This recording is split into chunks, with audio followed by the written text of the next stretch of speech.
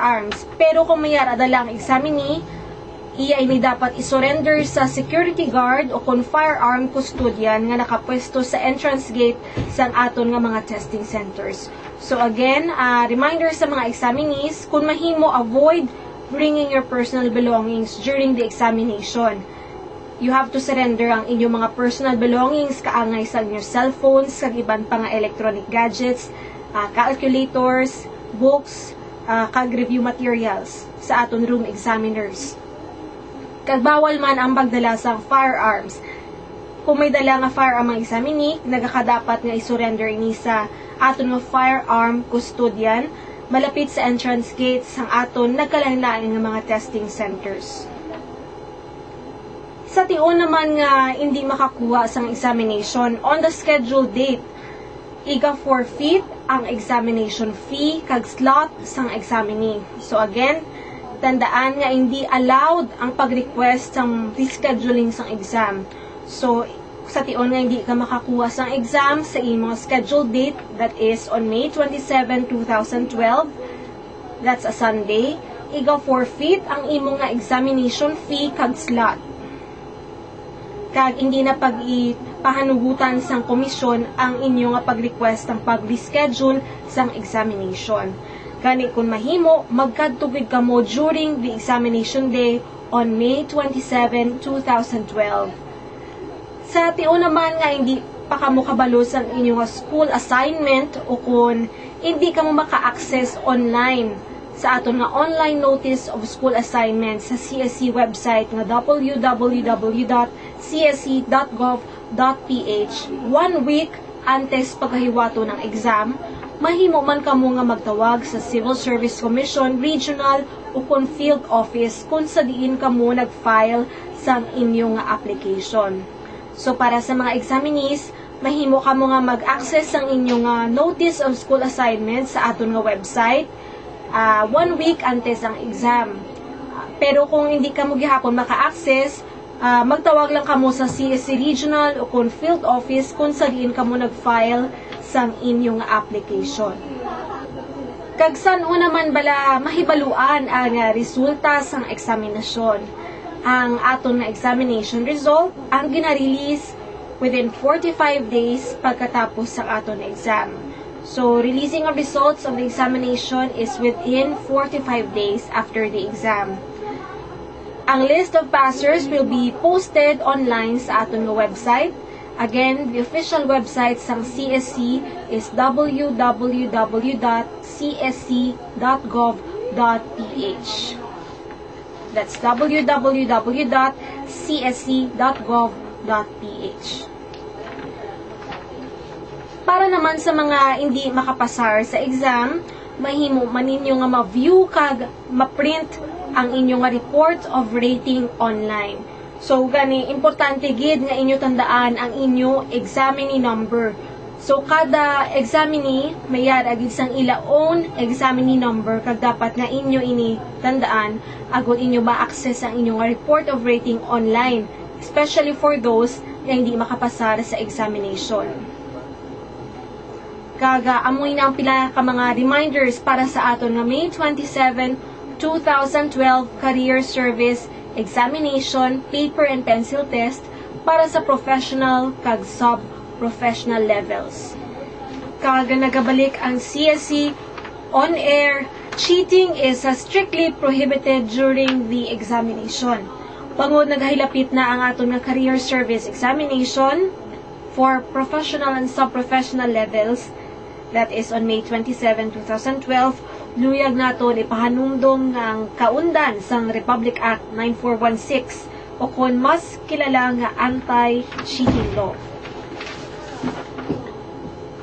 So Republic Act 9416 is also known as an act declaring as unlawful any form of cheating in the civil service examination, unauthorized use and possession of CSC examination-related materials, and granting the Commission exclusive jurisdiction over the cases including those committed by private individuals. So, ining Republic Act 9416 kung anti-cheating law was signed into law by then President Gloria Macapagal Arroyo on March 25, 2007. Pursuant sa Section 10 sini the Civil Service Commission amo ang nag-promulgate sang implementing rules and regulations of the said act. So saan ubala ini nag-take effect? So ining Republic Act 9416 and its implementing rules and regulations took effect on April 14, 2008. Ano naman bala ang definition sang cheating ang siningalay? So, under the implementing rules and regulations of the anti-cheating law or RA 9416, cheating refers to any act or omission before, during, or after any civil service examination that will directly or indirectly undermine the sanctity and integrity of the examination, such as but not limited to the following. So sa idalom sa aton nga implementing rules and regulations, ang mga masunod amo ang ma-consider nga cheating. Una diri amo ang impersonation. So maghambal kita nga impersonation, this refers to an act of assuming the identity of another person. So gin-assume mo kung nagpakuno-kuno ka, ginkuha mo ang identity sang isa ka persona in whatever manner with the end purpose of taking any civil service examination.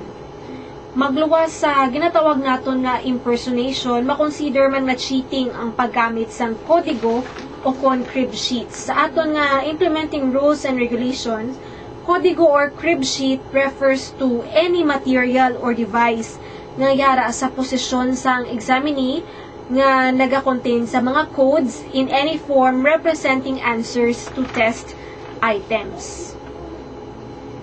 Then, we also consider employing a poste as a form of cheating. Ano bala ang buot hambalon sini ginatawag naton nga poste? Poste refers to a person, whether yara man sa sulod o kung sa sagwa sang examination room, who may or may not be a registered examinee, but he or she provides examinees with answers or kodigo o crib sheets or such other assistance to enhance an examinee's chances of passing. So amoy na aton nga definition sang poste. Then we also have tampering with examination records, collusion of whatever nature between examinees and examination personnel. Then we also have examinee number switching. So as I have mentioned earlier, ang kada examinee sa aton nga career service examination ang mayara sang ila own unique examinee number. Another form of cheating is possession and or use of fake certificate of eligibility. So makonsiderar man nga form of cheating ang paggamit sang fake nga certificate of eligibility and such other acts of similar nature which facilitate the passing of examination, including those committed by review centers or entities offering refresher courses or tutorials. So when we say review centers, this shall refer to entities created or established whether formally or informally by an individual or group. Agod nga mag-provide, conduct, or specialize or assist individuals or groups of individuals through tutorial programs and review classes, o kung ginatawag naton nga review programs, seminars, and training programs, or advanced subject or course orientation, intensive and comprehensive test preparation, familiarity with scope of tests, paagi sa simulation activities kag paghatag sa mga documents or review materials and proficiency enhancement with or without the assurance of passing or high possibility of passing the civil service examination. So amoy na aton nga definition sang review centers. So sa idalom man sang aton nga Republic Act 9416 or what we call the anti-cheating law, we define cheats as including all persons and kalakip man diri ang mga review centers or entities offering refresher courses or tutorials who directly or indirectly commit the